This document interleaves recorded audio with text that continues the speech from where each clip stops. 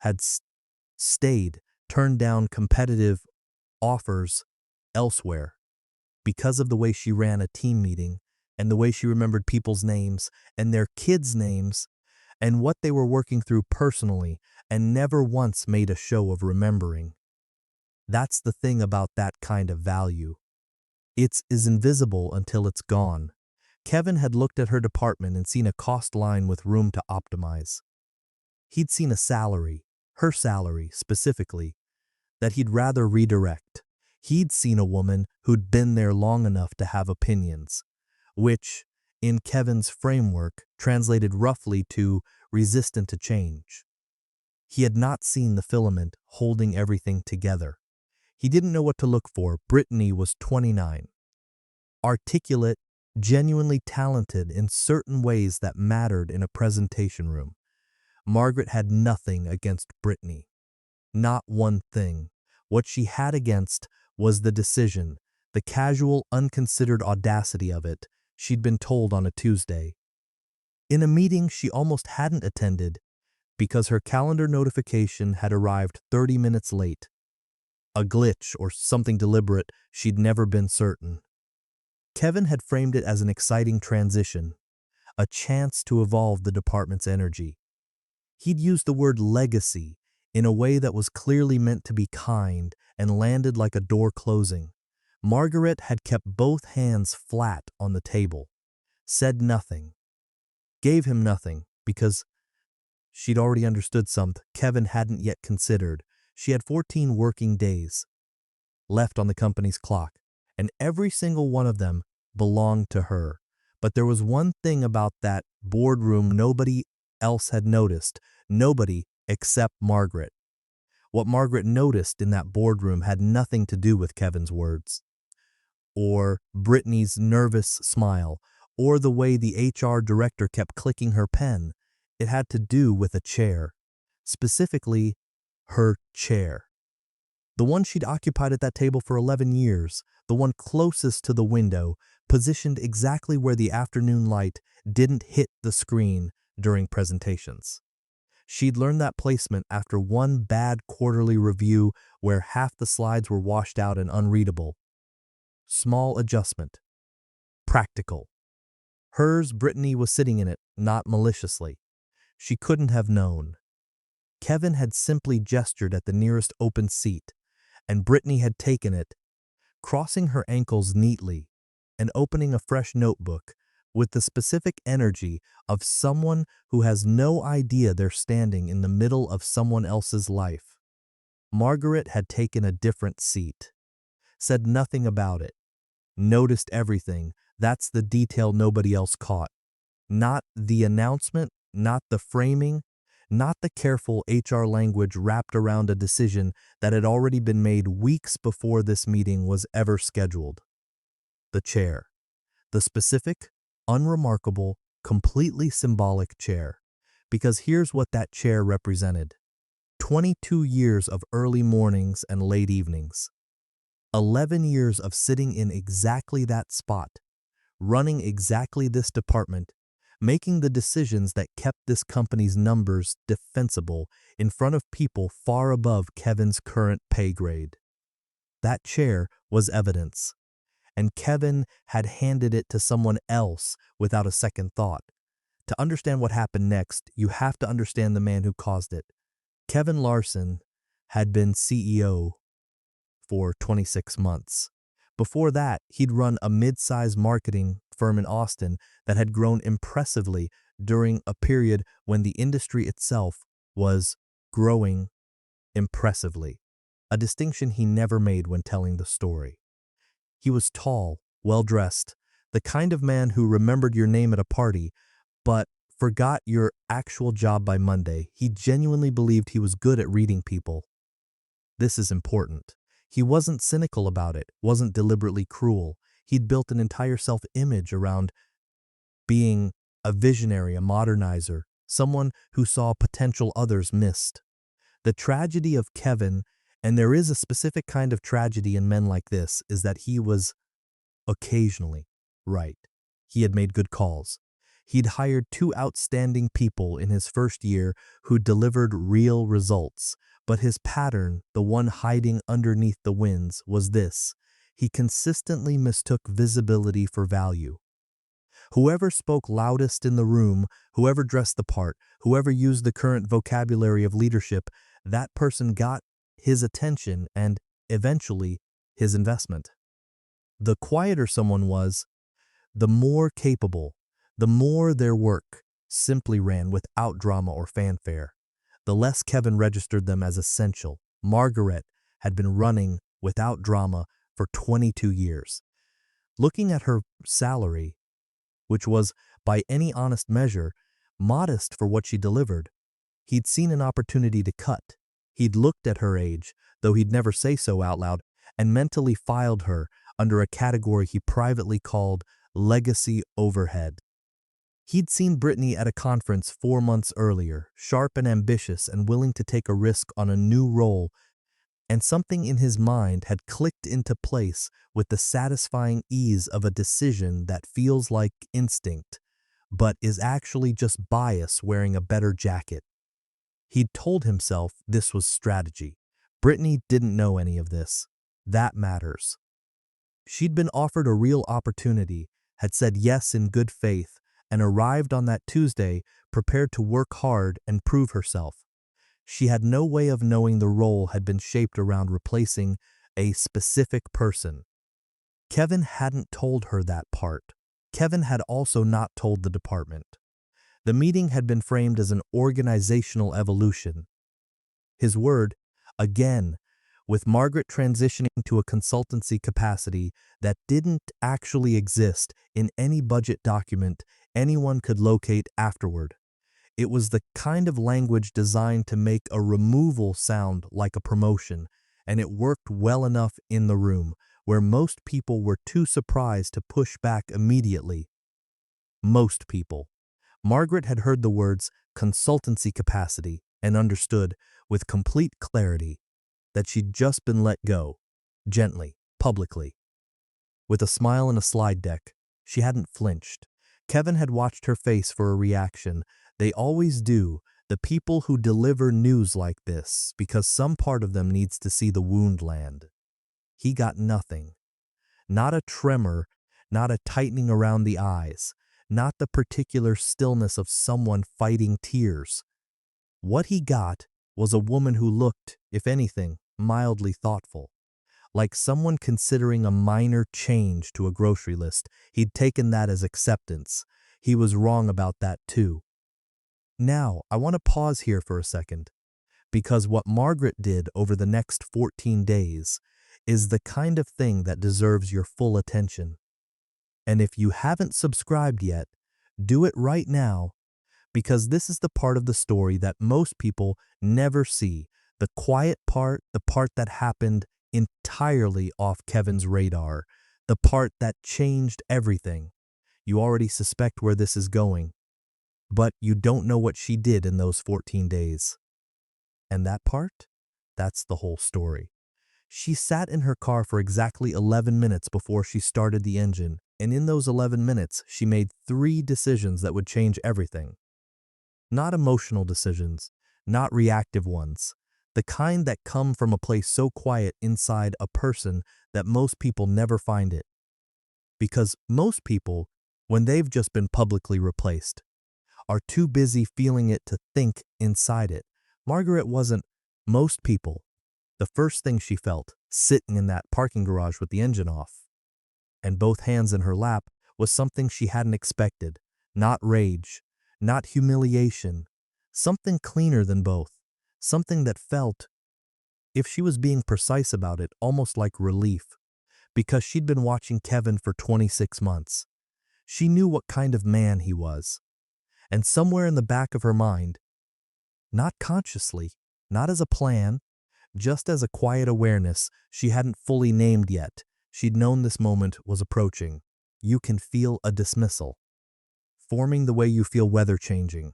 Something in the pressure of things shifts before anything visible happens. She'd felt the shift 4 months ago, when Kevin had started seeing her out of certain email threads.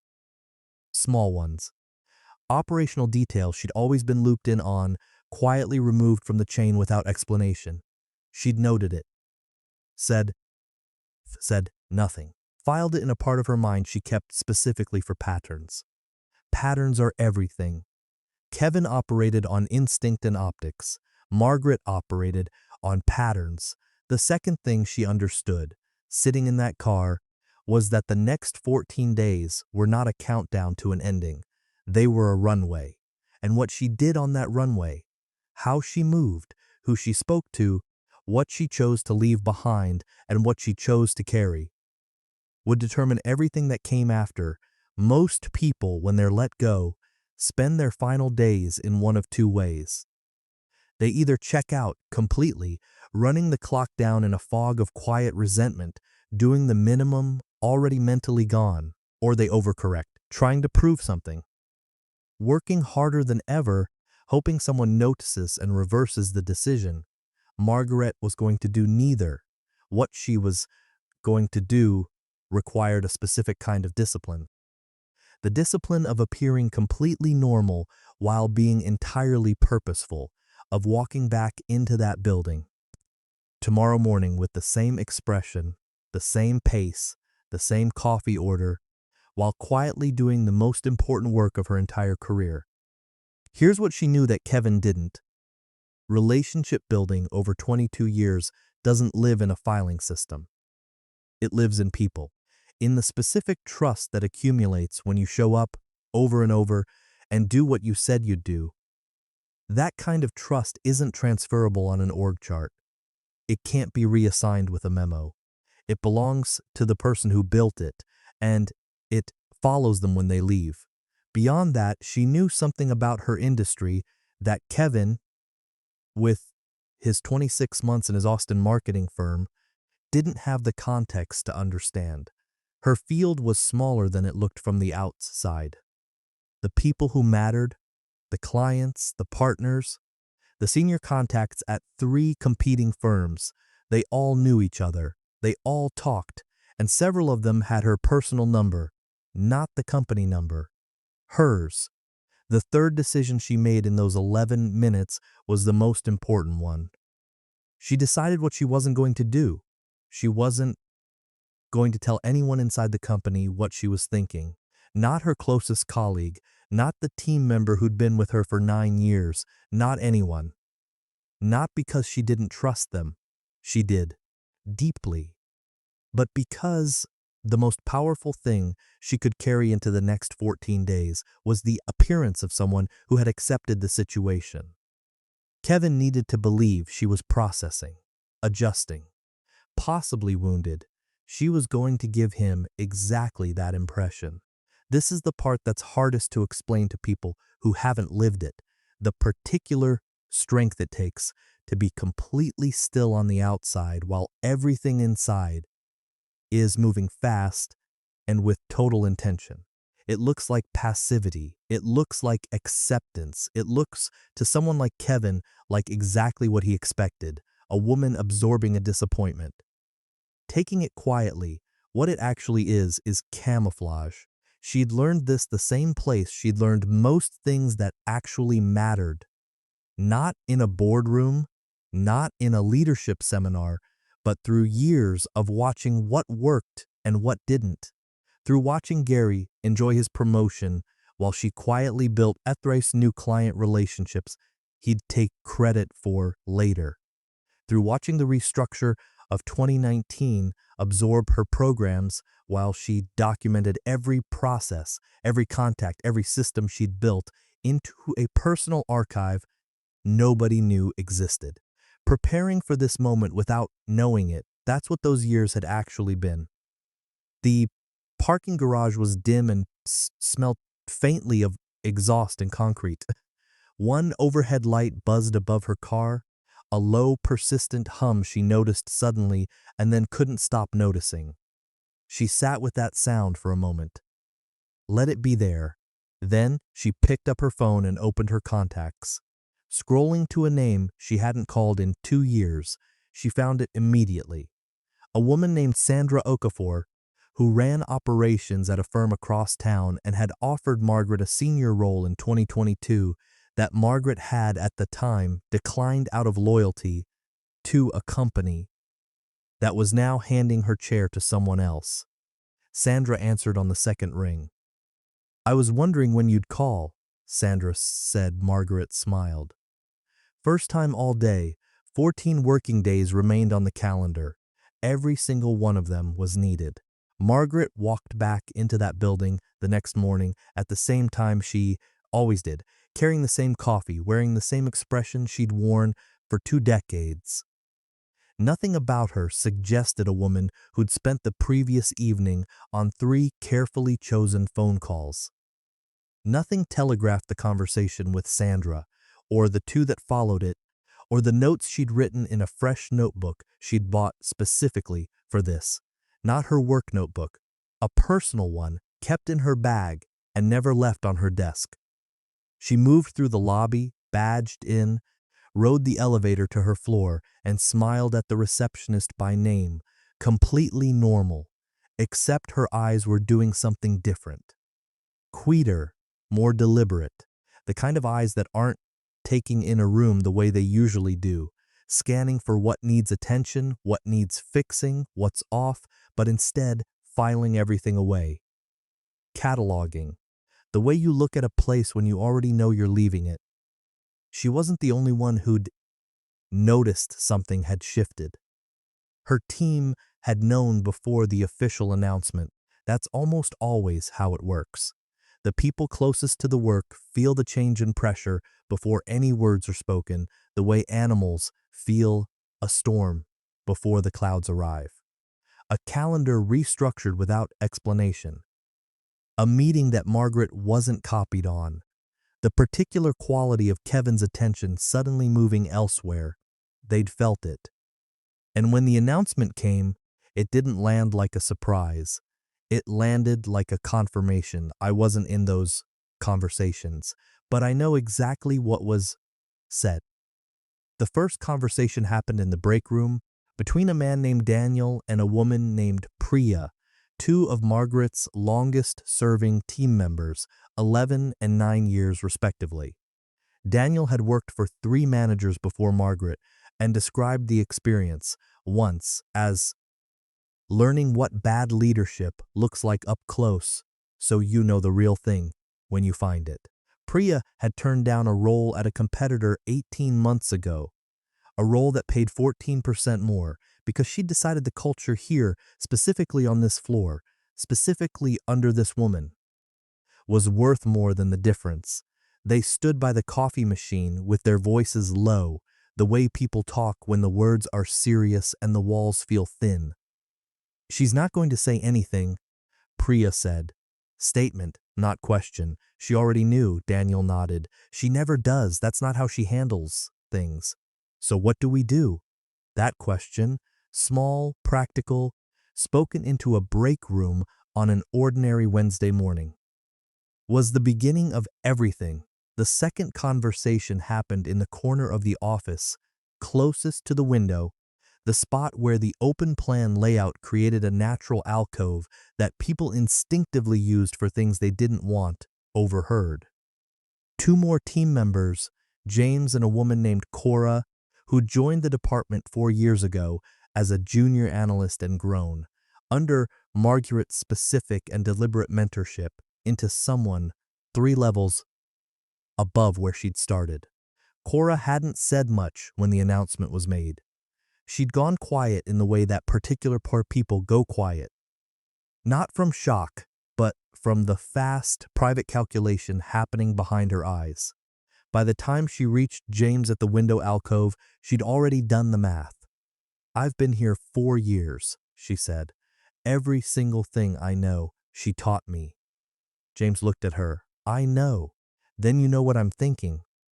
He did the third conversation, and this one matters most, happened in the parking garage, level 2, beside a gray sedan that belonged to a quiet man named Ray, who had worked alongside Margaret for the entirety of her time at the company, 22 years. He'd been there the day she arrived. He'd watched her fix the flickering light in the corner when it wasn't her job. He'd watched her absorb Gary's promotion without a single public word of bitterness. He'd watched her rebuild a team from scratch after the 2019 restructure, stripped half her resources, and gave her no additional support to compensate. Ray didn't talk much. He was the kind of person who thought carefully before speaking, which meant that when he did speak, people tended to stop and listen. 2 phone calls went out from that parking garage on Wednesday evening. The first was to Daniel. The second was to Sandra Okafor's office. Not because Ray knew about Margaret's call, but because he had his own relationship with Sandra, built over years of industry overlap. And what he said to her assistant was simply this: "Tell Sandra that Ray called. Tell her I think things are about to move." Sandra's assistant passed the message along. Already having spoken to Margaret the night before, Sandra understood exactly what was moving and why. She smiled at her desk and said nothing. Outside the parking garage, 2 floors above where Ray was finishing his call, Kevin was walking through the department with the satisfied energy of someone who believes a difficult thing has been handled well. He stopped at desks, asked about weekends, made the particular small talk of a man who considers himself unusually good with people. Past Daniel's desk he went. Daniel looked up and smiled past Priya's workstation. She nodded, professional and warm, past the window alcove where James was working late. James gave him a thumbs up. Kevin walked back to his office feeling genuinely good about the transition. Smooth, mature, handled with exactly the grace he'd hoped for. He waved at the team from his doorway. They waved back. He had no idea what they'd already decided. Brittany Marsh had accepted the role on a Thursday after a 40-minute lunch with Kevin at a restaurant she'd quietly Googled beforehand to make sure she ordered the right thing. She was 29, 2 years out of a master's program, and had spent those 2 years building a reputation at a smaller firm for being exactly the kind of person Kevin described when he talked about fresh energy, sharp in a room, quick with a framework, genuinely enthusiastic about work in the way that people are before the work has had a chance to disappoint them. She wasn't performing ambition. She actually felt it, warm and real, every morning when she opened her laptop. That matters. Because it would be easy and wrong to make Brittany the villain of this story. She wasn't. What she was uninformed. Kevin had offered her a role framed as a new position, a growth opportunity, a chance to shape something from the ground up. He had not mentioned that the ground already had a foundation. He had not mentioned Margaret's name in any meaningful way, not her tenure, not what she'd built, not why the department ran as well as it did. He'd described the team as experienced and the culture as ready for fresh direction, and left it at that. Brittany had no reason to read between those lines. Her first week was disorienting in ways she couldn't quite name. The team was professional, courteous, responsive to every request. Nobody was rude, nobody was cold, nobody gave her a single reason to feel unwelcome. And yet something in the atmosphere resisted her in a way that politeness alone can't explain. The particular texture of a group of people who are present without being available, cooperative without being open, noticing it was easy, naming it wasn't. On Wednesday of her first week, she was given the office that had, until 4 days earlier, belonged to Margaret. Same desk, same window, same built-in shelving along the left wall. Someone had cleared it thoroughly, no personal items, no trace of the person who'd occupied it for 11 years. But thorough isn't the same as complete. There was a small mark on the window ledge. A faint ring, the kind left by a coffee mug used in the same spot so many times that the surface remembers it even after the mug is gone. Brittany noticed it on her second morning, ran her finger over it without thinking. Whose it was, she had no idea. Margaret had come in to collect a final personal item that Wednesday, a framed photograph she'd left behind on her first clear out, discovered she couldn't leave without, and arranged to retrieve during a quiet window when most of the team would be in a group session. She'd timed it carefully. 15 minutes, in and out, no disruption. She hadn't expected Brittany to be in the office. The two women saw each other across the threshold of what had been, until recently, Margaret's space. Brittany looked up from the desk with the specific expression of someone caught doing something they weren't sure they should be doing, even though they had every right to be there. "I'm sorry," Brittany said immediately. "I can come back. I didn't know anyone was coming in." "You don't need to move," Margaret said. Her voice was even. "I just came for this." She crossed to the shelf, lifted the photograph, a team picture from 2019, 7 people including herself, taken at a staff event nobody had planned particularly well, but that had ended up being genuinely fun, and held it against her side. Brittany watched her. "Is that your team?" "It was," Margaret said. A pause settled between them. Not uncomfortable, exactly. More like the particular silence of two people who are both aware of something that neither of them has the language to address directly. "They seem to really respect you," Brittany said quietly.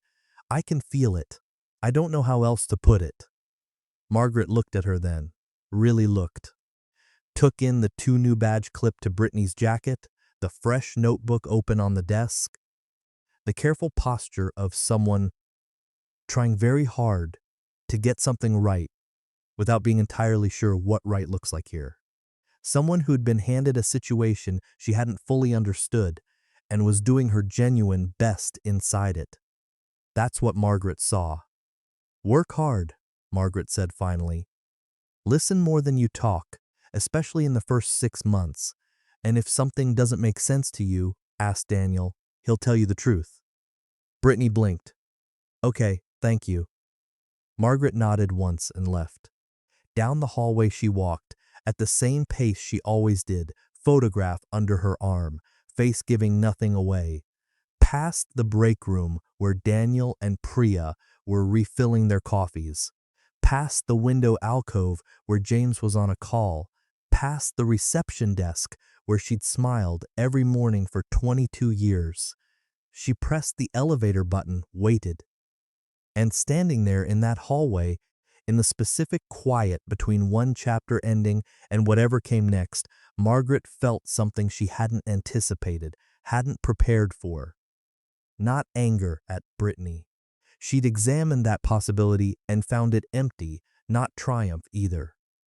That wasn't available, yet what she felt. Watching a 29-year-old woman sit in her chair and try to locate respect that had taken 2 decades to build.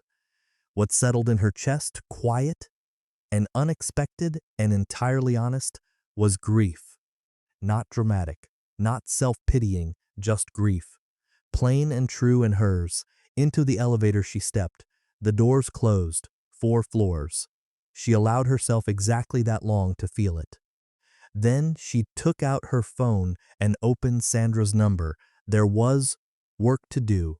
There's a particular kind of focus that arrives when a decision has already been made, and what remains is only the execution.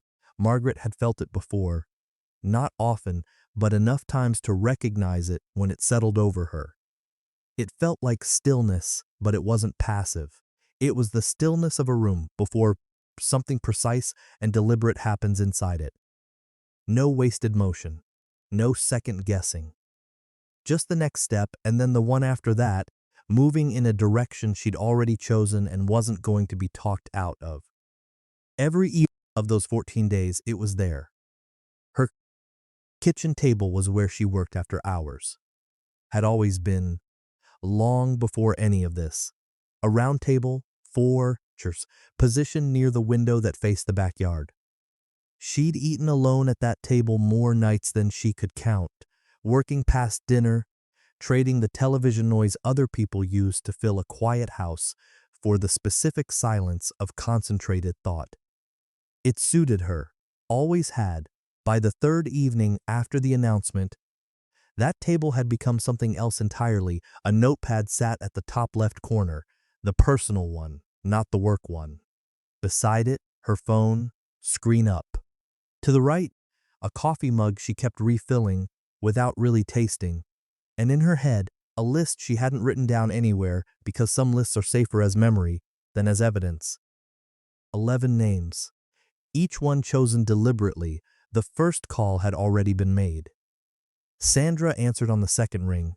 Hood said, "I was wondering when you'd call," with the warm certainty of someone who'd been holding a door open for 2 years and was genuinely pleased to see it finally being walked through. That conversation had lasted 40 minutes. By the end of it, something real was on the table. Not a formal offer, not yet, but the shape of one solid enough to build toward. Sandra had also said something else, quietly, near the end of the call. "You know you're not the only one who's going to move." Margaret had said nothing to that, just listened, filed it. The second call went to a man named Patrick Ossie, who ran the Mid-Atlantic division of a firm Margaret had partnered with on 3 separate projects over the past decade. Patrick was the kind of professional who remembered every detail of every working relationship he'd ever had, not as a performance of warmth, but because he genuinely believed that attention was a form of respect. He and Margaret had operated on that same frequency for years without ever needing to say so directly. 8:45 on a Tuesday evening, that's when she called him. "Margaret Chen," he said, like her name itself was good news. "Tell me what's happening," she told him. Precisely, without embellishment. The way she did everything, the announcement, the framing, the 14 days. What she was building toward with Sandra and why she thought there was room for a broader conversation about structure and collaboration. If he was open to it, he was open to it. That call lasted 22 minutes. It ended with Patrick saying he'd make 2 calls of his own the following morning to people Margaret also knew but hadn't contacted yet, and that he'd report back by Thursday. She thanked him. Hung up, wrote nothing down. Remembered everything. The third call was the one she'd been circling for 2 evenings.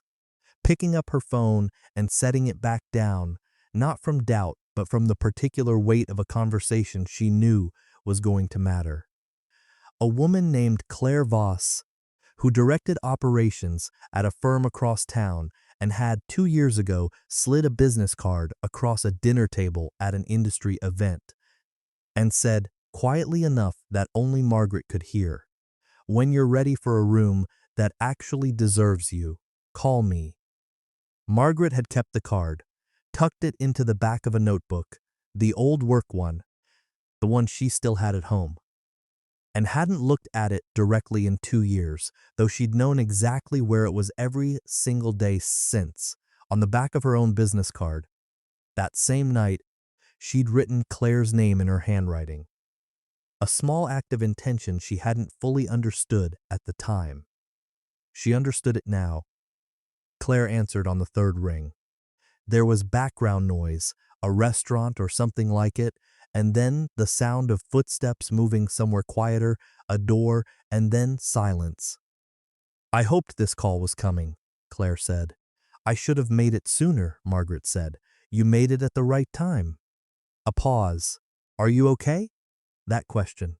Simple, direct, entirely unexpected in a professional call. Margaret sat with it for a moment at her kitchen table, the backyard dark beyond the window, the house quiet around her.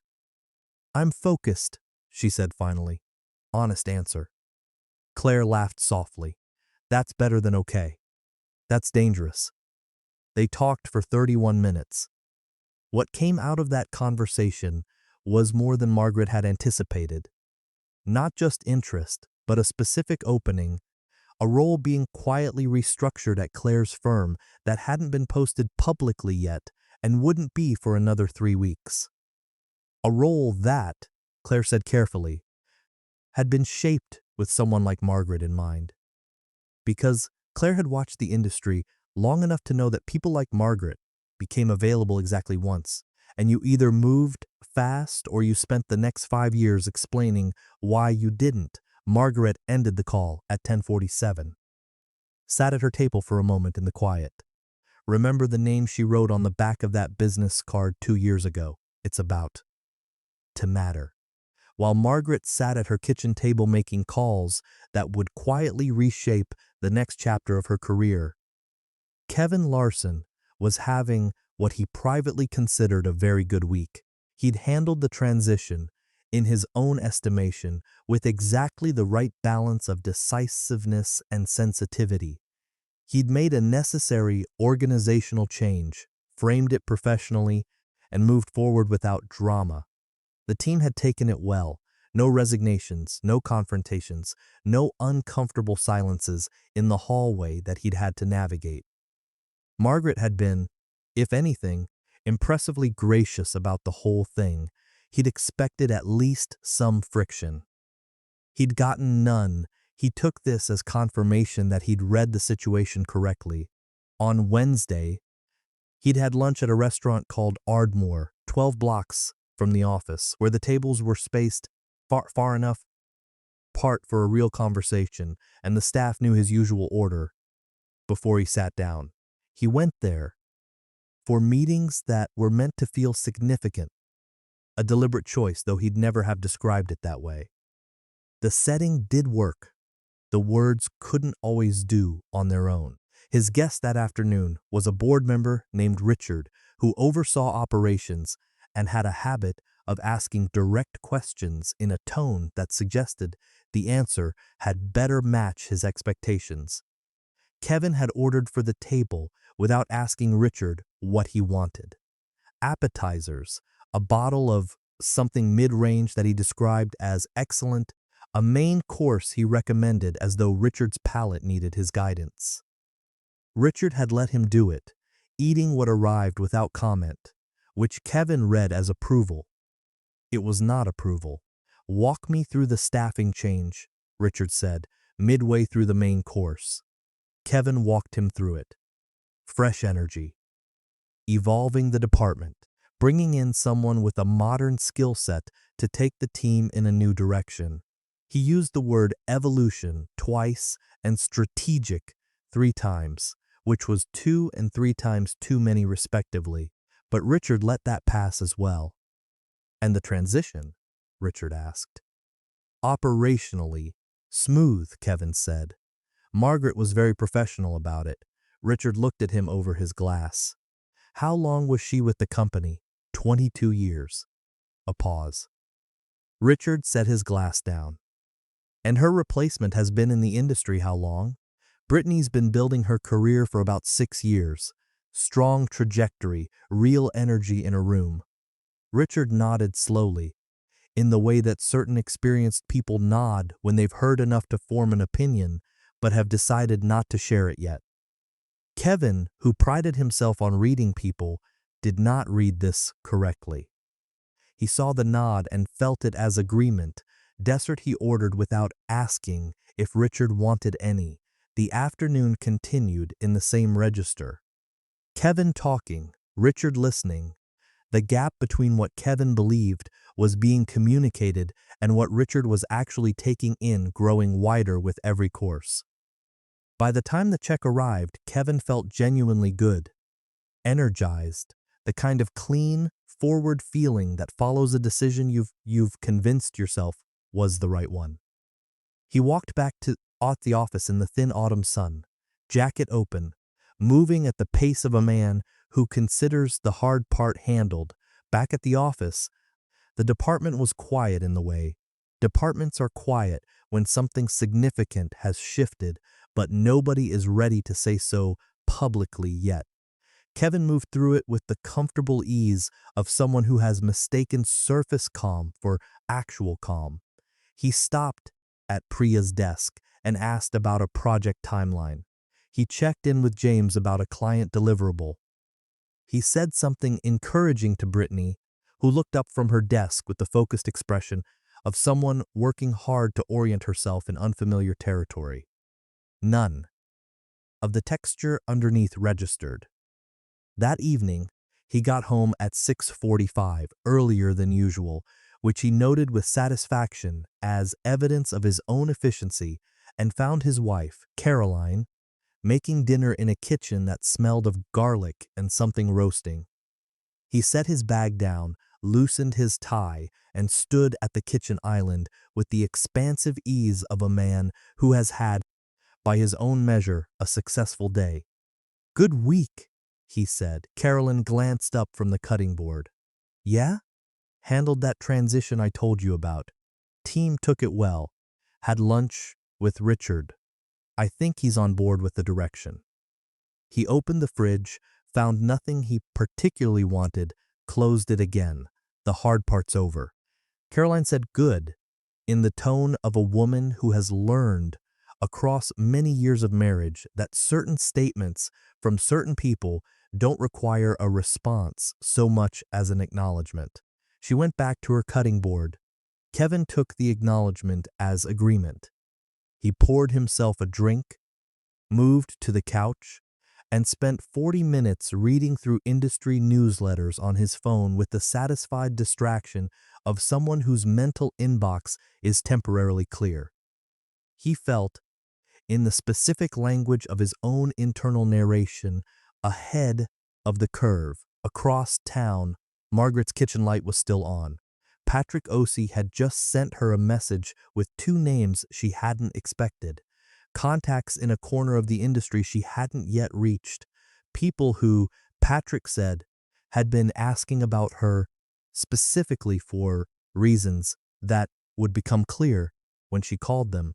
She read the message twice, added both names to the list in her head. 11 had become 13. Kevin told his wife the hard part was over. She said good, neither of them knew. There's something nobody tells you about a final week at a place you've given 2 decades of your life to. It doesn't feel like an ending so much as a very long, very quiet exhale. Margaret had expected it to feel heavier. She'd braced, in the private way she braced for things, for the particular weight of last times. The last Monday morning, the last coffee from the machine on her floor, the last walk down the hallway. She'd walked so many times the carpet knew the pattern of her steps. She'd prepared herself for grief to arrive in waves, the way people describe it. What she got instead was something steadier, something that felt less like loss and more like the specific clarity that comes when you've already made your decision and all that remains is to move through the days between the decision and the door carefully. That's how she moved through them. The first thing she did on her final Monday was sit at her desk for 20 minutes before opening a single application, a single file, a single email. She sat with her coffee and looked at the space she'd occupied for 11 years. The shelving she'd reorganized 3 times to get it right. The desk lamp she'd brought from home because the overhead lighting gave her headaches. The specific angle of the monitor she'd adjusted so many times the neck had a slight lean to it that only she would notice was gone. She was memorizing it. Deliberately, not because she'd missed the objects. Because the objects were evidence of 11 years of small daily acts of making a place her own. And she wanted to carry that knowledge with her. The knowledge that she was capable of that, had done it once, and would do it again somewhere else, in a room with better light and a door that had her name on it. Then she opened her computer and got to work. Here's what she didn't do that week. She didn't train Brittany on the systems she'd built. Not out of spite. There's an important distinction there, and it matters. She simply wasn't asked to. Kevin had structured the transition with the assumption that documented processes would be sufficient, that institutional knowledge was something you could find in a folder if you looked hard enough. He'd scheduled no formal handover meetings. He'd arranged no overlap period. He'd assumed in the way people assume things they haven't thought through, that what Margaret knew was transferable by proximity. It wasn't. What she did do was document everything she was entitled to take. Client relationships she'd built on her own time before joining the company that predated her employment contract. Industry contacts who were personal rather than professional. Notes from her own development, frameworks she'd built herself, thinking tools she'd developed through years of practice that belonged to her and not to any employer. She copied nothing she wasn't entitled to, took nothing that wasn't hers, but what was hers was considerable.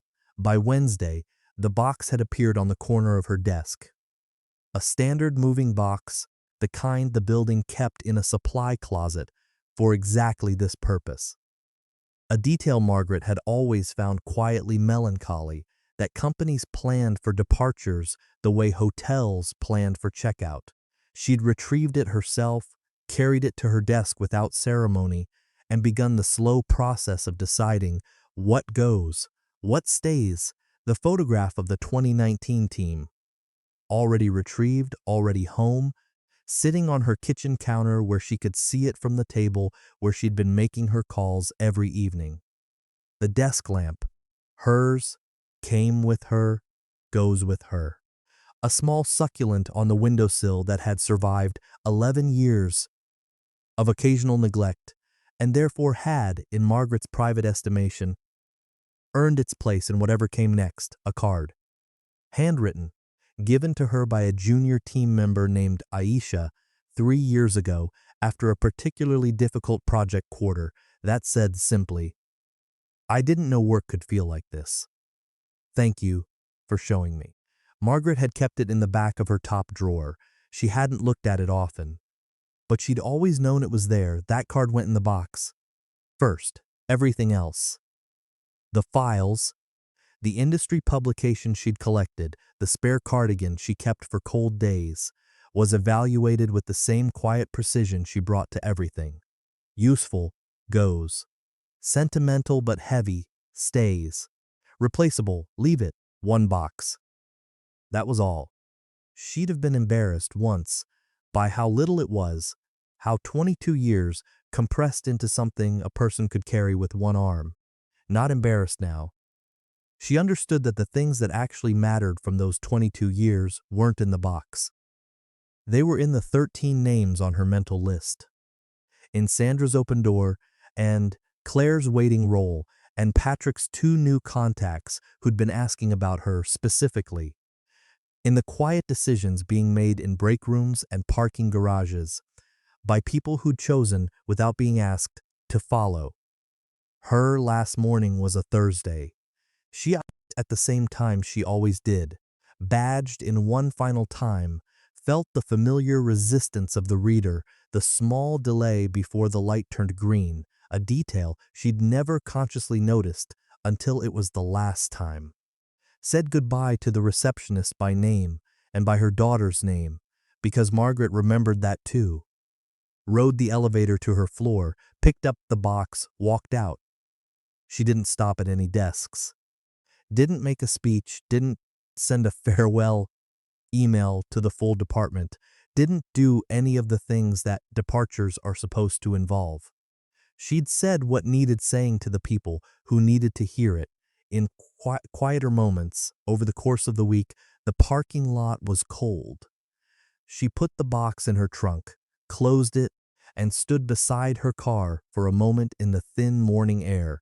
Then she got in. She walked out of that building and never looked back. Not once. The desk sat empty on a Friday morning, and for the first hour, nobody on the floor talked about it directly, the way people don't talk directly about the thing that everyone is thinking. Just a desk. Same desk it had always been. The monitor with the slight lean to its neck, the cleared shelving along the left wall, the windowsill where a small succulent had sat for 11 years before disappearing along with everything else. Nothing dramatic about an empty desk. Companies had empty desks all the time. People left, desks emptied, Someone new eventually arrived and rearranged everything, and the desk became theirs. That's how it was supposed to work, what nobody had fully accounted for. Not Kevin, not HR, not the transition plan that existed as a 12-slide deck in a shared folder nobody had opened since the day it was created, was what the desk being empty actually meant in practice. Not symbolically. Practically, it meant the questions had nowhere to go. By 9:15 on that first Friday morning, Brittany had received 4 emails that she didn't have the context to answer, not because she wasn't capable, she was, but because the context for those emails lived in relationships and history and judgment calls that had accumulated over years and couldn't be located in any document the company possessed.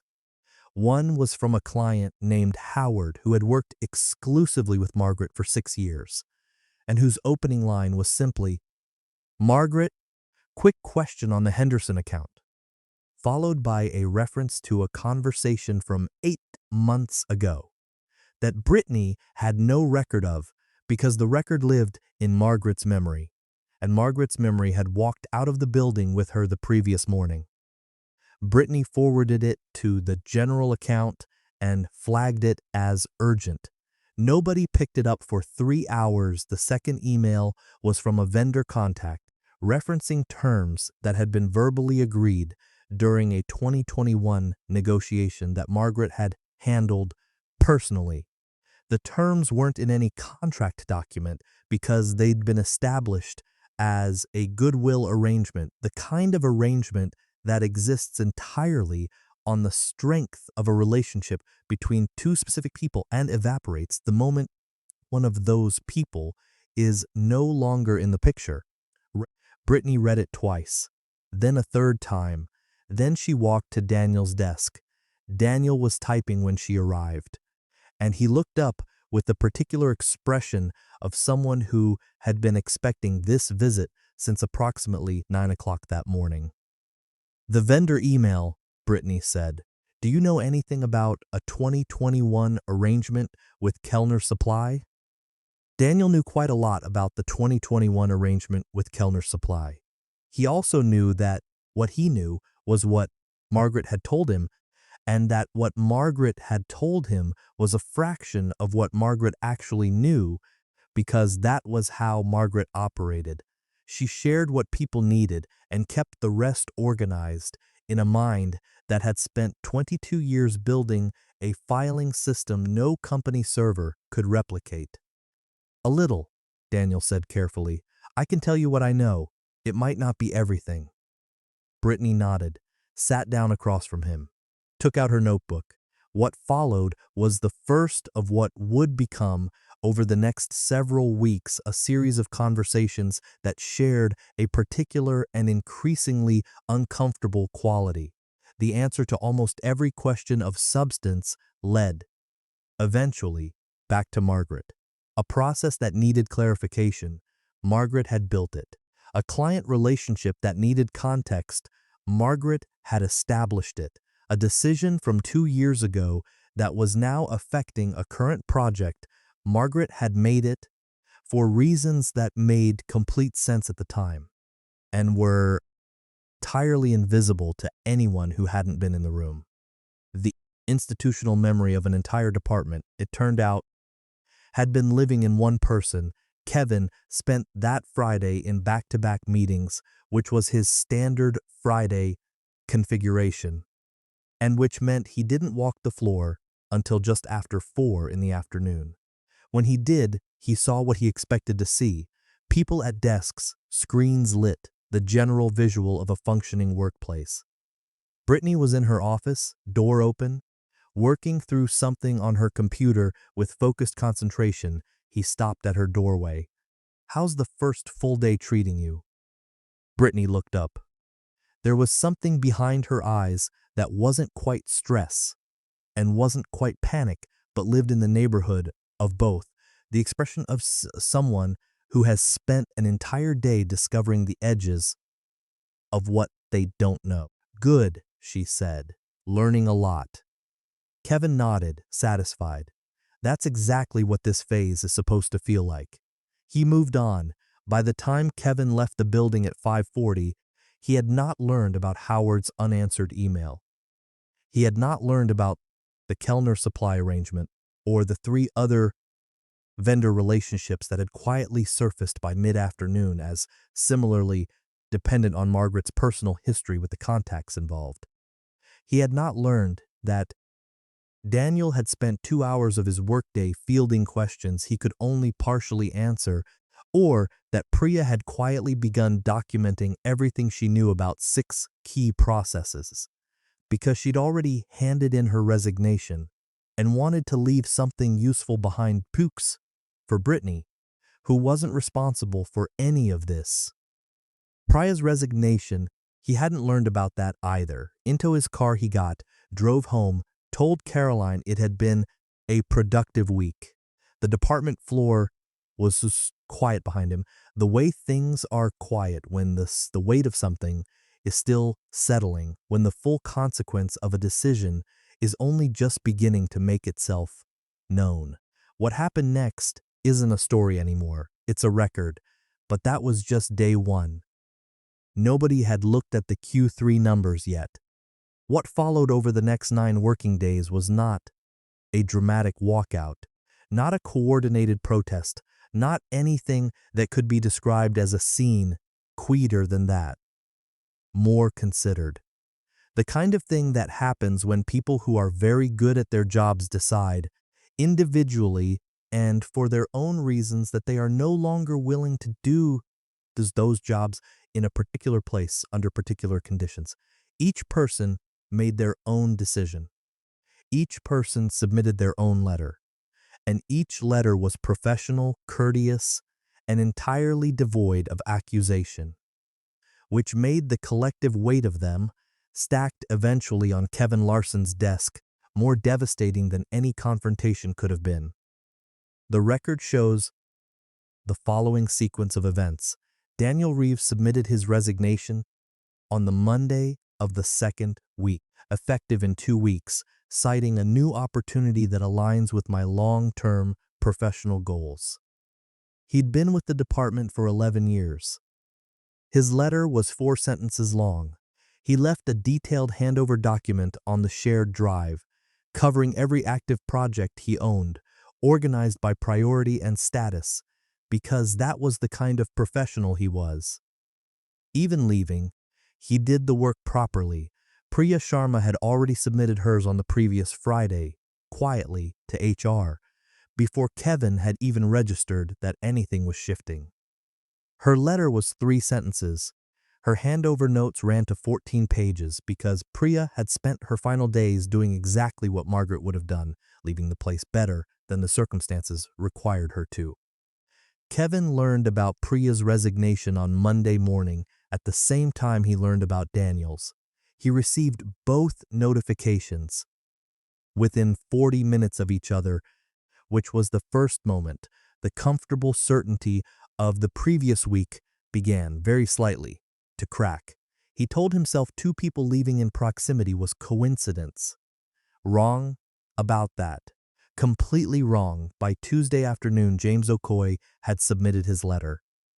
James had been in the department for 7 years, had been promoted twice under Margaret's direct advocacy, and had turned down a role at a competing firm 8 months earlier, in part because of a conversation Margaret had with him about where he was going and what he was building toward. His letter was 5 sentences. His final line read, "I wish the department and its new leadership every success." It was the most courteous sentence anyone in HR had read all year. It was also the most pointed. Cora Ellis submitted hers on Wednesday morning. 4 years in the department, 3 promotions, every one of them championed by Margaret, in rooms Cora hadn't been invited to. Her letter was 2 sentences. She didn't include a reason beyond pursuing a new direction. She didn't need to. Kevin called an all-hands meeting for Wednesday afternoon. He stood at the front of the room with the careful composure of a man who is aware that something is happening but has not yet correctly identified what it is. He talked about change being a natural part of any evolving organization. He talked about opportunity. He used the word exciting 4 times in 12 minutes, which is the verbal equivalent of a tell. The more a person insists something is exciting, the more they need the room to believe it for them. The room listened politely. Nobody said anything that gave him useful information. What Kevin didn't know, standing at the front of that room, was that 3 more letters were already written.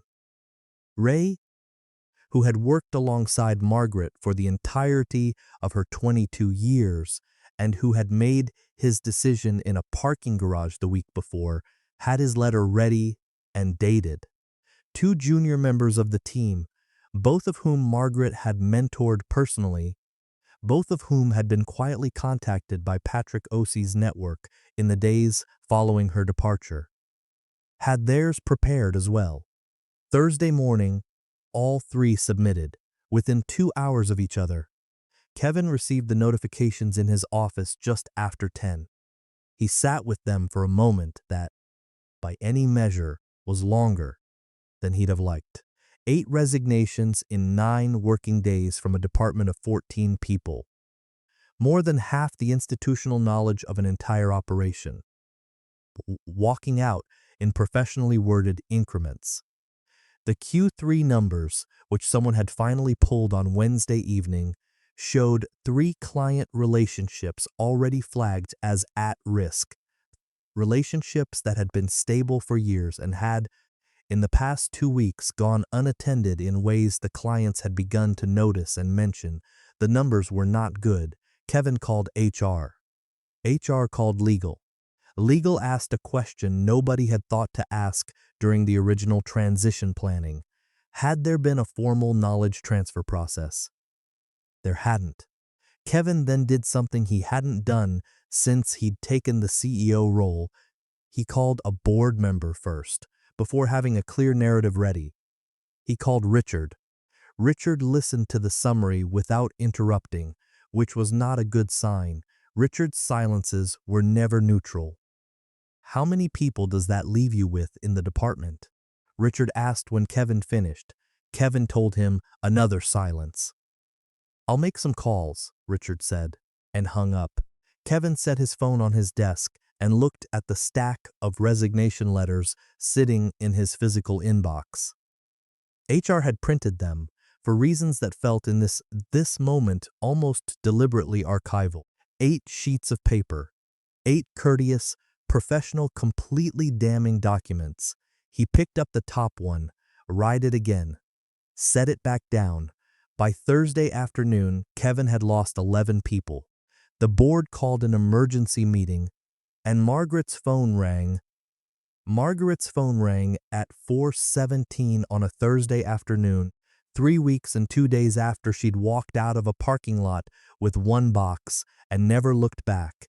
At her new desk she sat, a temporary one, while her permanent office was being prepared 2 floors up, when the call came in.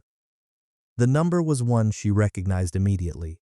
She looked at it for exactly the length of time it took her to decide how she wanted to handle the conversation, which was approximately 4 seconds. Then she answered. Kevin, she said, not a question. A fact. On the other end of the line, in what had been, until recently, a very comfortable position in a company he believed he had a firm handle on, Kevin Larson began to talk. He talked the way people talk, when they've prepared what they want to say, but can feel, even as they're saying it, that it isn't landing the way they rehearsed. He started with tone, warm, collegial, the register of someone reaching out to a respected former colleague rather than a person whose departure had contributed to a situation currently requiring emergency board intervention. He asked how she was settling in. She said fine. He said he'd heard good things about where she'd landed. She said thank you. Then he got to it. The framing he used was careful. He described the situation at the company as a transitional period, a phrase that did a great deal of work in a small number of syllables. He acknowledged that the timing of several departures had created some operational complexity. He did not use the word resignations. He did not mention the Q3 numbers. He did not reference the board meeting that had taken place that morning or the specific questions Richard had asked during it, or the fact that Kevin had spent the previous 48 hours in a state of controlled panic that he was performing his way through with diminishing success. What he said, after the careful framing, was this. He wondered if Margaret might be open to a conversation about returning in some capacity. A consultancy arrangement, short-term, well-compensated, focused on stabilization. He used the word bridge, as in she could serve as a bridge during the transition. He said it as though the idea had just occurred to him naturally, which it had not. Margaret let him finish. This is documented behavior. The pause she held after Kevin stopped talking lasted long enough that he said, Margaret, to confirm she was still on the line. She was. I heard everything you said, she told him. Another pause. Shorter this time. The quality of it was different, not empty, not uncertain. The quality of someone who knows exactly what they're going to say and is choosing when to say it. I have a question, she said. Kevin said, of course. When you made the decision in October, the one you called an exciting transition, did you consult anyone on the team about what that change would mean operationally? Kevin began an answer. Something about strategic vision and leadership prerogative and the importance of decisive action in a competitive environment. Margaret waited for him to finish. I'll take that as a no, she said. The line was quiet. I don't think a consultancy arrangement is the right fit for where I am right now, she said. I've accepted a full-time role. I start properly next week. The team around me is strong. A brief pause. Some of it will be familiar to you. That last sentence landed the way it was meant to land. Kevin understood, in the specific way that slow realizations arrive, that the people who had left his company had not left randomly. They had left in a direction. And that direction, it was now clear, had a destination. He attempted a recovery, said something about wishing her well, about doors always being open, about hoping they could maintain a professional relationship going forward. The words were correct. The steadiness behind them was manufactured. Margaret said she wished him well also. Meant it in the particular way that you can mean something and also know it doesn't change anything. Take care of yourself, Kevin, she said, and hung up. The call had lasted 11 minutes and 40 seconds.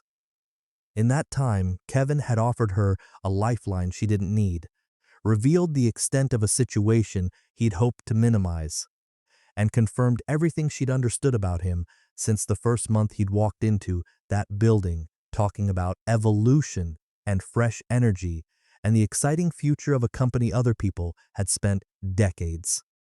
She set her phone face down on the temporary desk, outside the window, across from her, a different window than the one she'd had before, facing a different street, catching light at a different angle in the afternoon.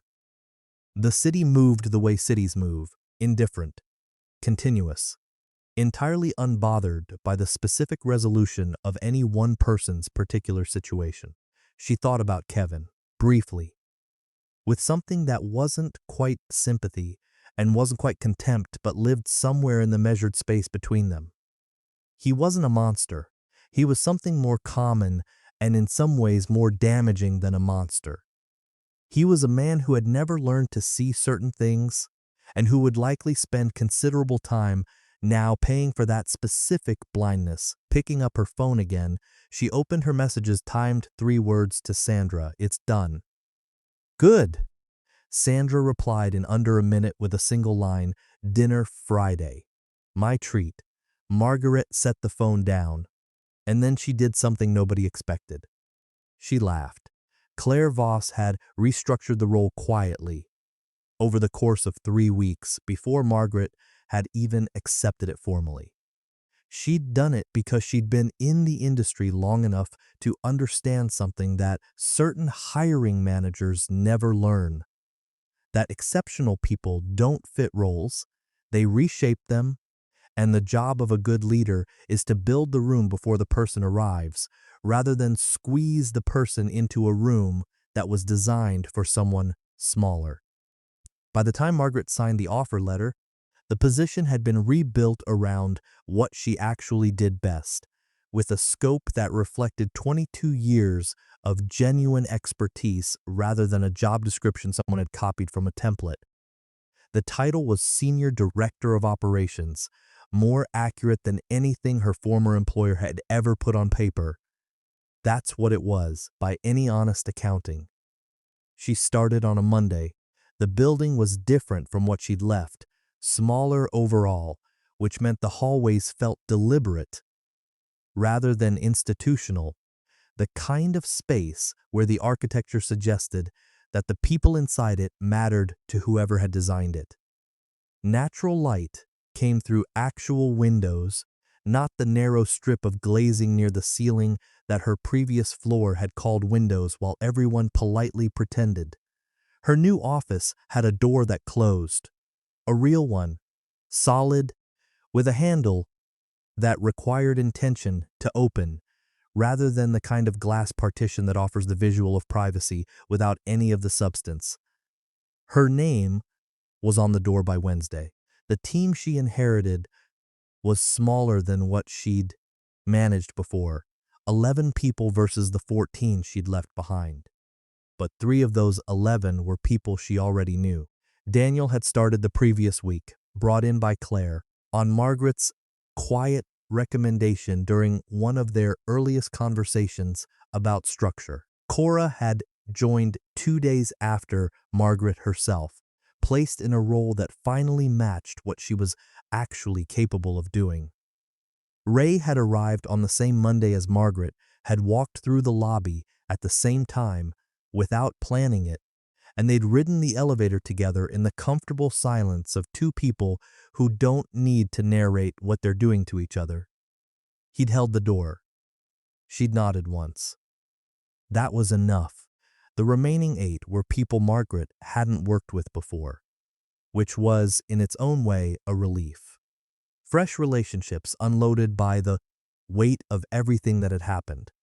People who knew her by reputation rather than by the specific and complicated context of the previous months, building with them from the beginning.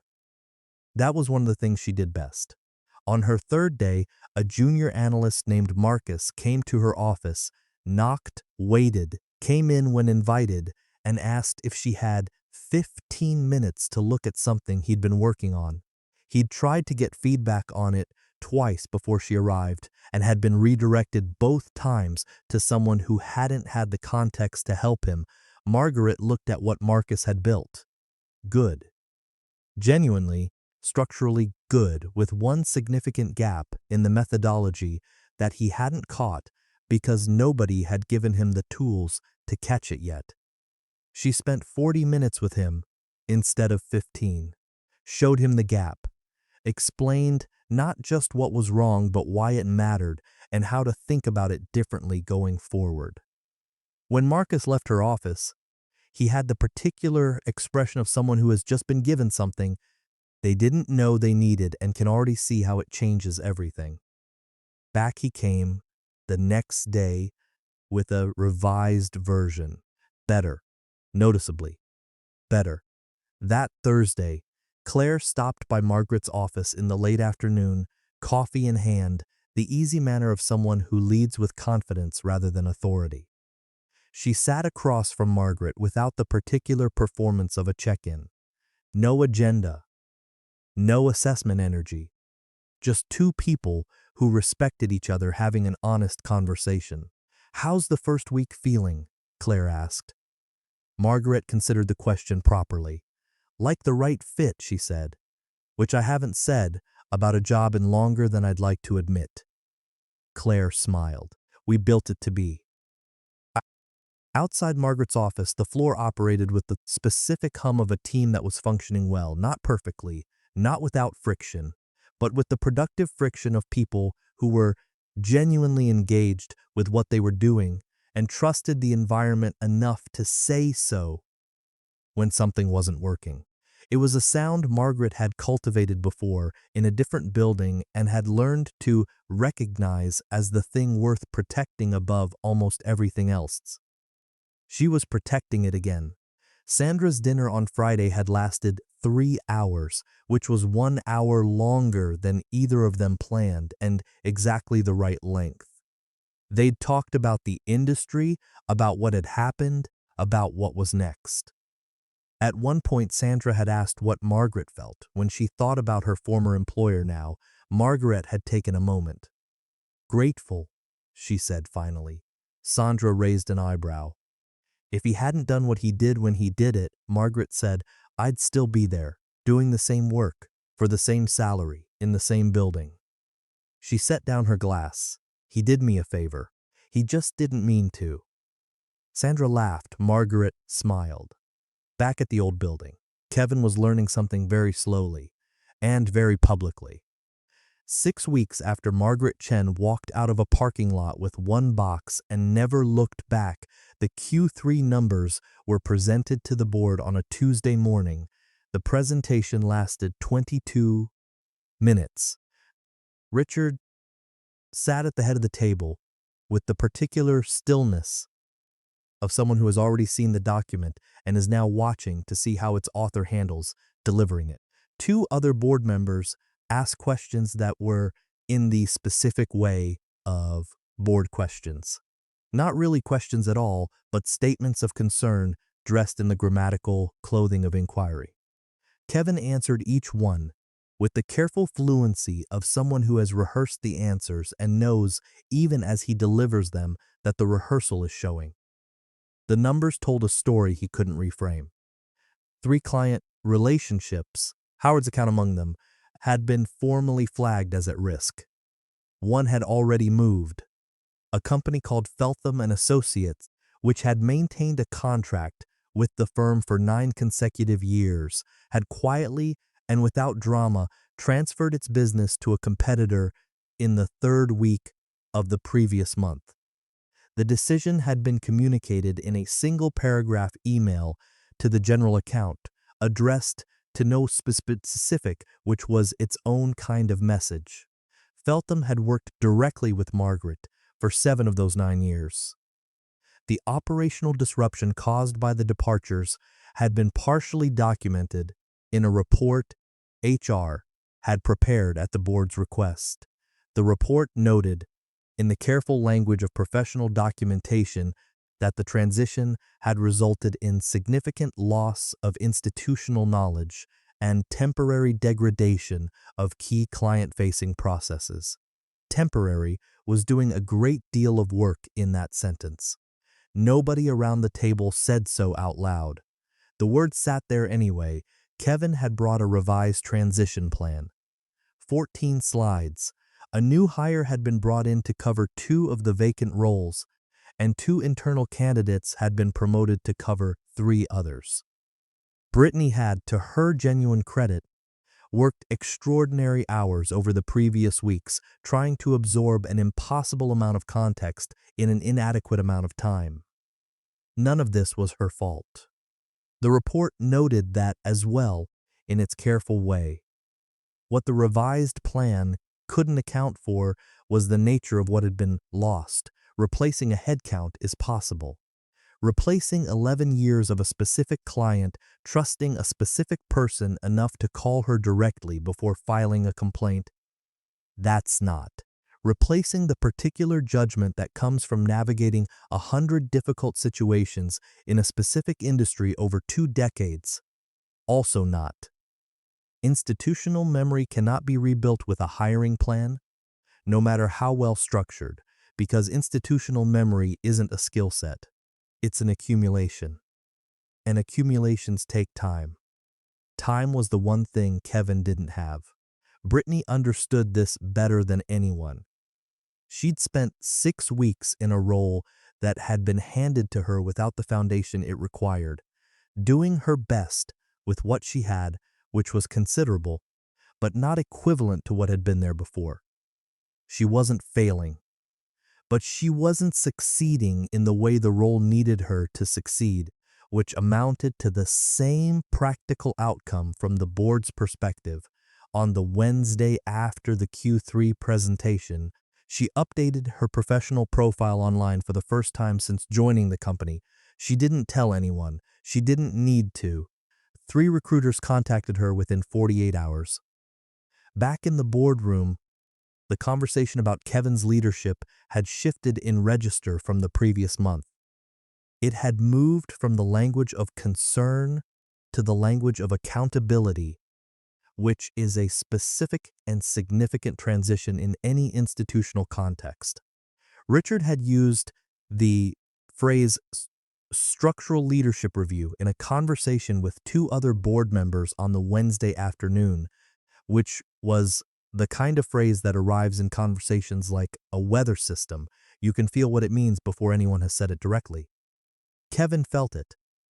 Alone in his office on Thursday evening, after everyone had gone home, the building quiet around him, the floor below dark, he thought about Margaret.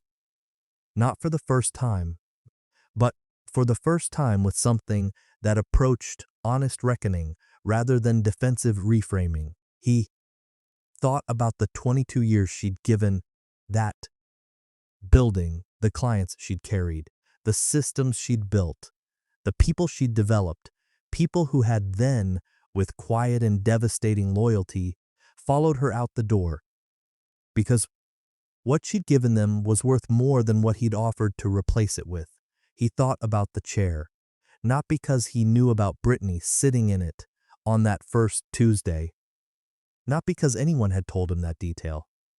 He thought about the concept of it, of walking into a room someone else had built and assuming the architecture belonged to you by virtue of your title. Understanding arrived, sitting alone in the quiet of Thursday evening. He understood what he'd done.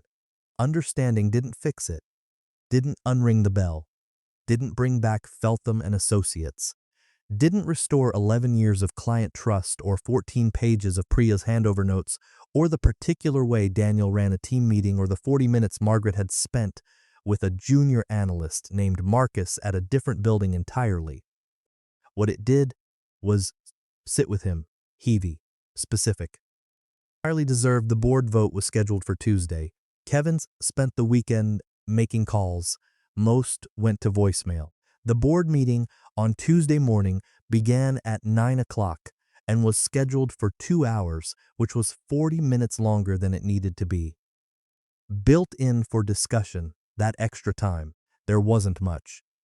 The Q3 report had done the work that extended debate might otherwise have required, and the board members who arrived that morning arrived having already formed their positions, which meant the meeting moved with the particular efficiency of a decision that has already been made and is now only being formalized.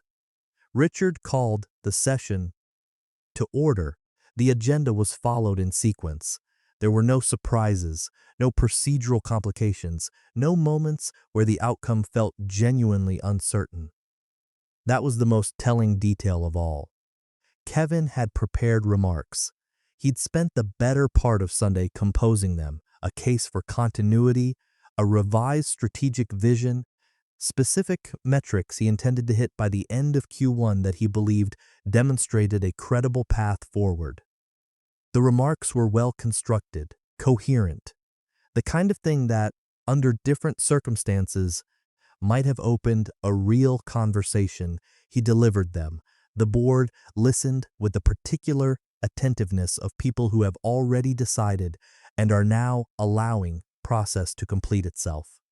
So, Richard thanked him for the presentation, asked 2 clarifying questions, both of which Kevin answered well. Then Richard asked Kevin to step outside while the board deliberated. Kevin stepped outside. He stood in the hallway adjacent to the boardroom, the same hallway Margaret had walked down every morning for 11 years.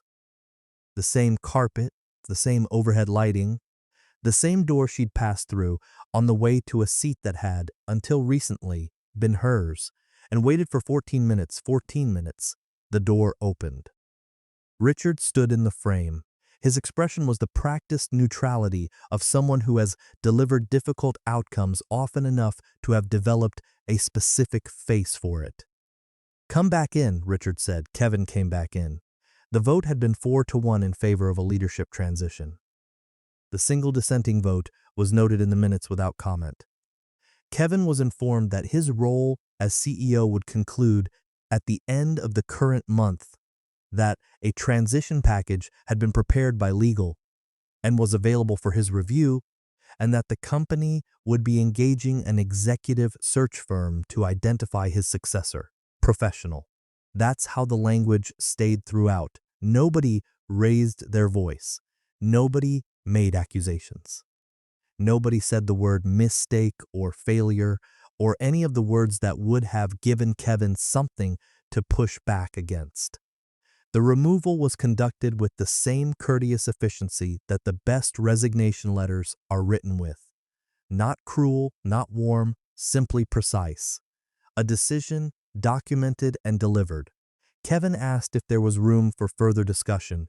Richard said the board appreciated his service to the company and wished him well in his next chapter. That was the answer. Kevin left the boardroom for the last time at 10:43 in the morning, walked to the office that had been his for 28 months, and sat at his desk in the specific way that people sit when they are not yet ready to begin the practical tasks that a moment requires. His computer was on. His calendar showed a 1 o'clock meeting he would not be attending. A coffee mug sat on the left side of the desk, half full from that morning, already cold. He sat there for a while.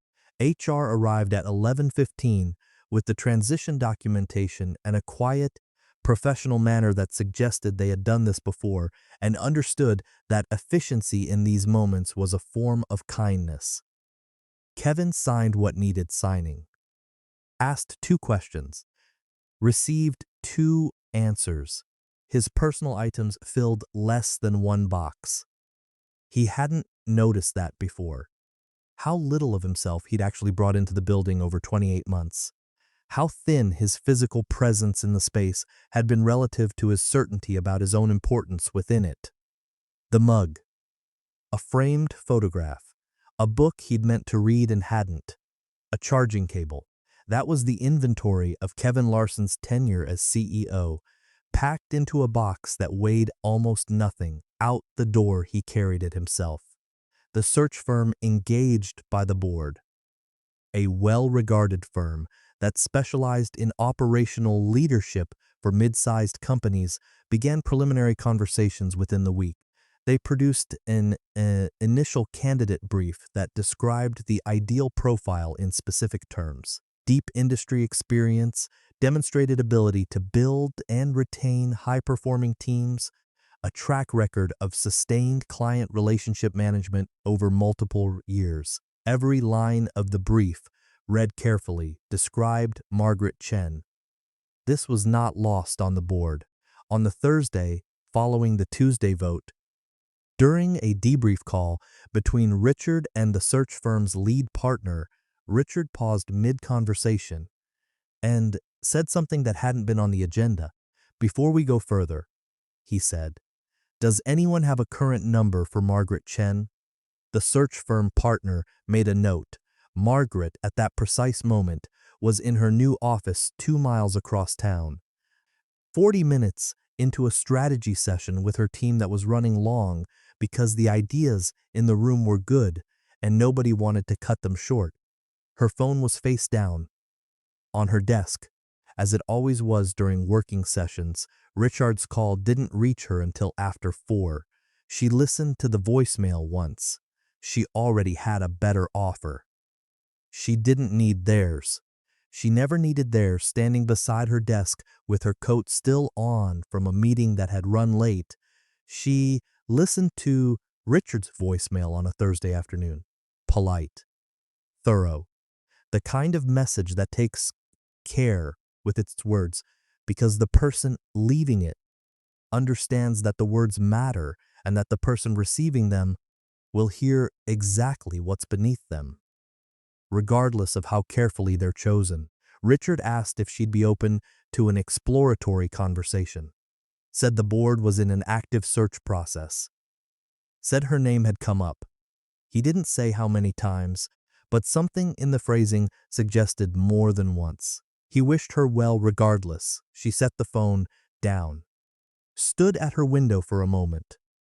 The one with the better light, the one that faced a different street than the one she'd spent 11 years looking out from, and thought about what she actually felt, not what she was supposed to feel, not the triumphant surge that the moment might seem to call for, or the bitterness she'd been entitled to feel months ago and had chosen not to spend.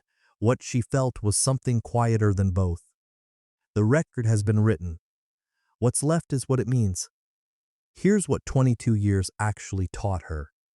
Not the professional lessons. Those were real, but they weren't the thing that mattered most when she stood at that window and took stock of where she was and how she'd gotten there. What those years had taught her, underneath everything else, was something about the nature of value and how most people misunderstand it. Value isn't what you're paid. It isn't your title, or the size of your office, or whether your name appears on a slide deck that gets shown to a board. Those things are proxies, signals, sometimes accurate, often not. The actual thing, the real, transferable, permanent thing, is what you've built in the people around you and the systems that carry your thinking after you've left the room. Kevin had looked at her and seen a cost. What he hadn't seen, what he didn't have the framework to see, was that she was the architecture, not a piece of furniture, not overhead, the load-bearing wall he'd decided to remove because he hadn't understood what load it was bearing. Buildings can survive a lot. They cannot survive removing what holds them up. Aisha's card was the one she thought about then. The one she'd kept in the back of her top drawer for 3 years, the one that had gone into the box first, before anything else. I didn't know work could feel like this. Thank you for showing me.